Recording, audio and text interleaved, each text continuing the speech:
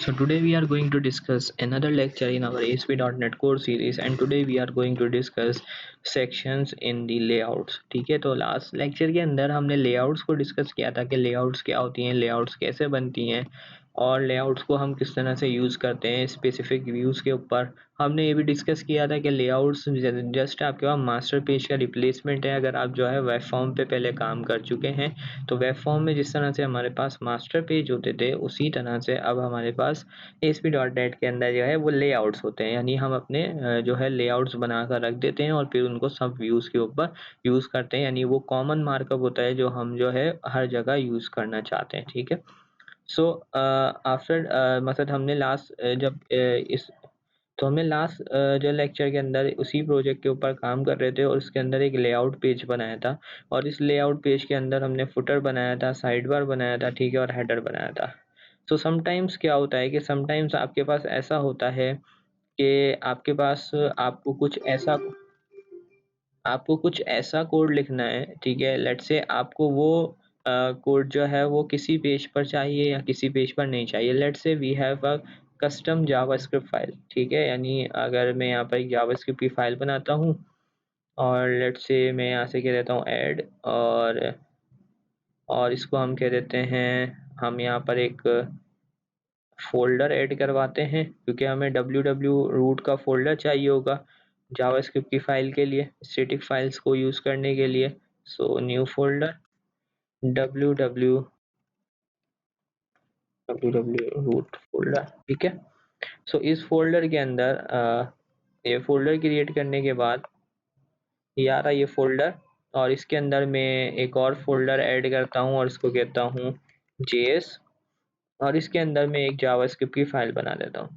तो let's say new item और JavaScript file, इसको यही नाम दे देता हूँ, ठीक है।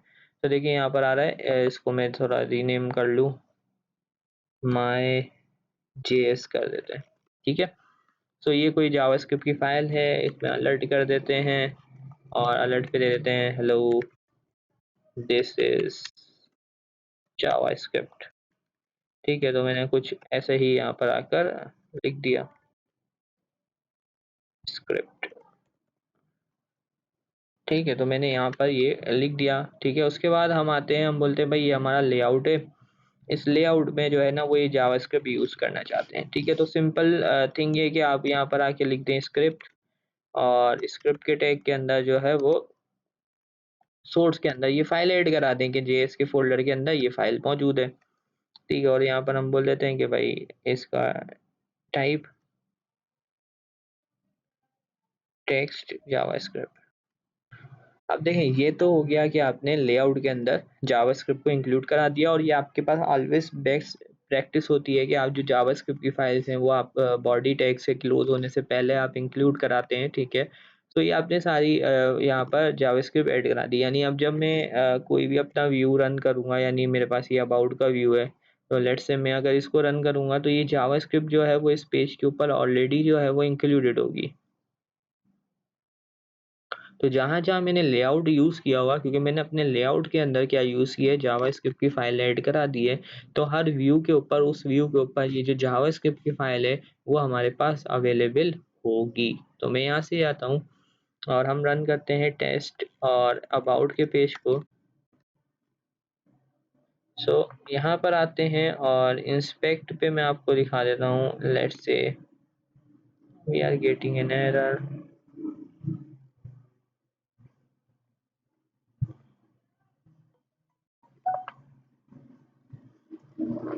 व्यू पेज सोर्स पे जाते तो देखो जेएस फाइल आ रही है, लेकिन ये जेएस फाइल लोड नहीं हो रही है। जेएस फाइल लोड होने का रीज़न ये है क्योंकि हमने डिस्कस किया था जब हम स्टैटिक्स फाइल्स के बारे में बात करते हैं तो हमें जो है वो क्या करना पड़ता है, हमें जो है स्टैटिक फाइल्स के लिए जो है वहाँ पे सर्विसेज में ऐड करवाना पड़ता है।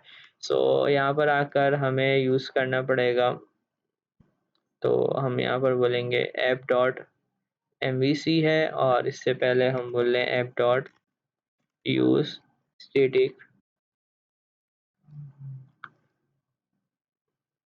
स्टैटिक फाइल्स, ठीक है, यानी हम स्टैटिक फाइल्स को यूज़ करना चाह रहे हैं, तो हमने रिक्वेस्ट प्रोसेसिंग पाइपलाइन के अंदर इसको ऐड करवा दिया है।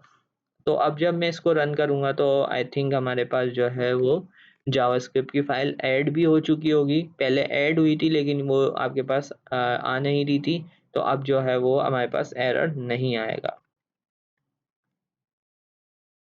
तो आप देख सकते हो ये अलर्ट का मैसेज आ रहा है। तो ये अलर्ट का मैसेज मैंने किस में लिखा था?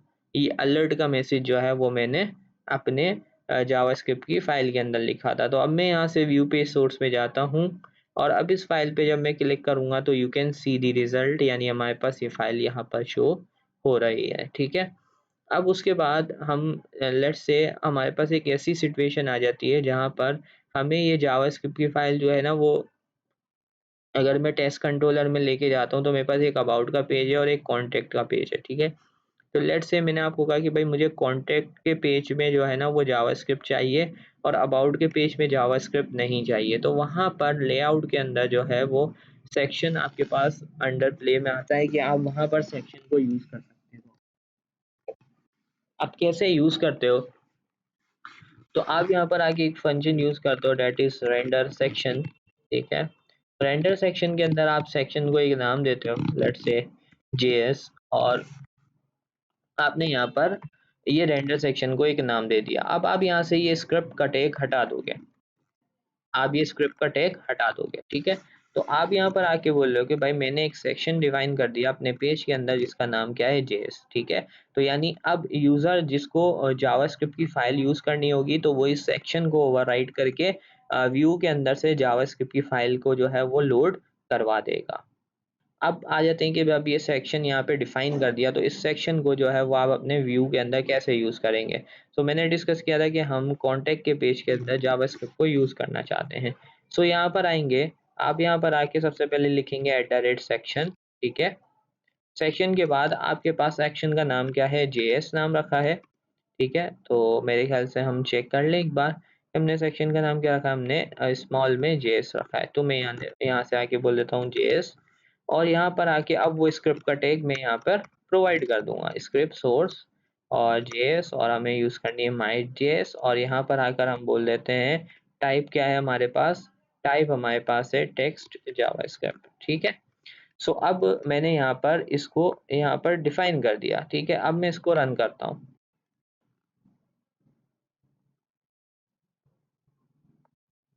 और यहाँ पर आकर हम लिखते हैं टेस्ट, और हमारे पास पेज था कॉन्टेक्ट का,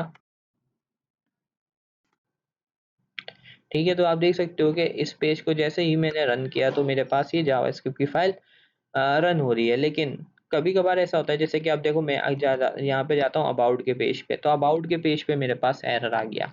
अब एरर आ रहा है इनवैलिड ऑपरेशन, यानी आपने जो है वो एक सेक्शन डिफाइन किया है अपने लेआउट पेज के अंदर जिसको आपने प्रोवाइड नहीं किया यहाँ पर अबाउट के पेज के ऊपर। यानी अब क्या है कि यहाँ पर ये मसला दे रहा है, ये एरर दे रहा है कि भाई देखो इस पेज के ऊपर यानी इस व्यू के ऊपर तो आपने ये सेक्शन डिफाइन कर दिया, लेकिन जब हम अबाउट के पेज पे जा रहे हैं तो वो बोल रहा है कि आपने सेक्शन डिफाइन नहीं किया। उसकी रीज़न ये है कि जब आप सेक्शंस डिफाइन करते हैं अपने पेज के ऊपर, तो अगर मैं इसको डेफिनेशन पे लेके जाऊँ तो आप यहाँ पर देखेंगे कि रेंडर सेक्शन जो है वो हमारे पास 2 इम्प्लीमेंटेशन प्रोवाइड करता है।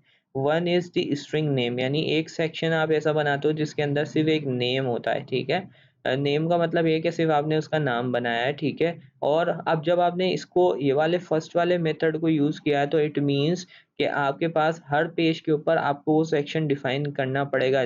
चाहे आप उसके अंदर कोड लिखें या ना लिखें, लेकिन आपको उसको डिफाइन करना पड़ेगा।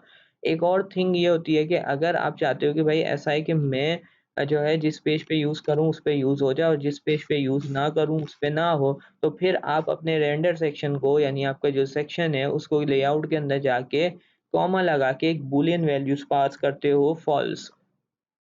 यानी आपने इसको बोल दिया कि भाई इसको हम ऑप्शनल बना रहे हैं। क्या बना रहे हैं? ऑप्शनल बना रहे हैं। ऑप्शनल का मतलब ये है कि अब अगर जिस पेज के ऊपर सेक्शन को उसने यूज़ किया होगा उस पेज पर वो यूज़ हो जाएगा, और जिस पेज पर यूज़र ने उसको यूज़ नहीं किया होगा उस पेज पे भी आपके पास कोई एरर नहीं आएगा, क्योंकि आपने सेक्शन को यहाँ पर क्या कर दिया है? ऑप्शनल कर दिया है। तो अब हम यहाँ से इसको रन करते हैं अपनी एप्लीकेशन को।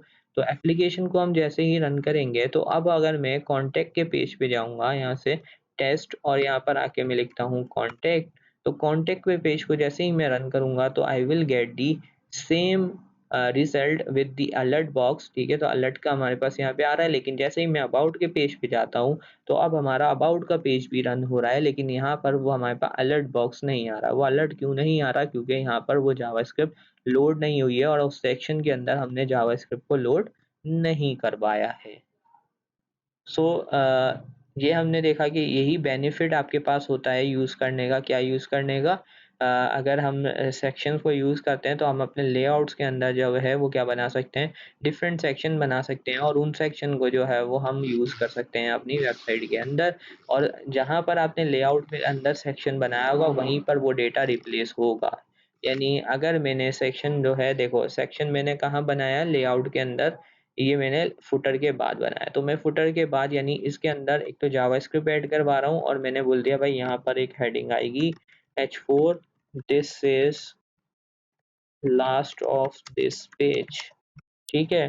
तो अब अगर मैं अपने कॉन्टैक्ट के पेज को रन करूँगा तो फुटर के बाद ये लाइन भी शो होगी, क्योंकि सेक्शन कहाँ बनाया है? फुटर के नीचे बनाया है, ठीक है। तो हमने सेक्शन कहाँ बनाया? फुटर के नीचे बनाया, तो फुटर के नीचे जो है वो ये लाइन भी शो होगी।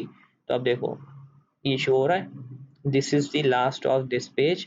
तो आपके पास सेक्शन का मतलब ये है कि सेक्शन आप डिफाइन जहाँ करते हैं वहाँ पर वो डेटा आके चेंज हो जाता है। जैसे रेंडर बॉडी आप जहाँ डिफाइन करते हैं तो आप दूसरे पेज से वो जो डेटा लिखते हैं वो पेज रिप्लेस कहाँ होता है? रेंडर बॉडी के अंदर रिप्लेस होता है। और सेक्शन के अंदर आप सेक्शन डिफाइन कर सकते हैं, और सेक्शन का सबसे बड़ा बेनिफिट ये है कि आप सेक्शन को जो है वो ऑप्शनल भी बना सकते हैं, यानी यूज़र प्रोवाइड करना चाहे तो प्रोवाइड कर सकता है डेवलपर, वरना उसकी मर्जी है, ठीक है।